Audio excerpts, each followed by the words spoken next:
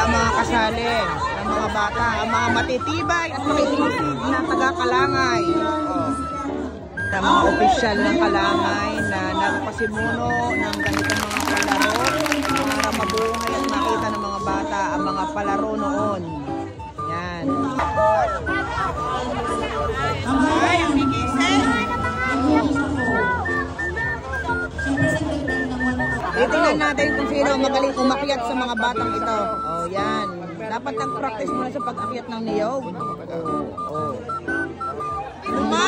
Tumataginting na 2,000 pesos ang mapapanalunan ng mga batang ito sa Palacebo. Yan. Ang dali-dali naman ang akyatin ito.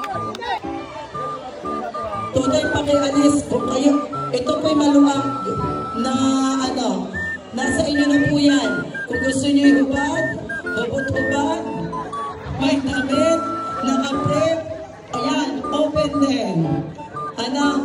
Malaya po ang inyong music!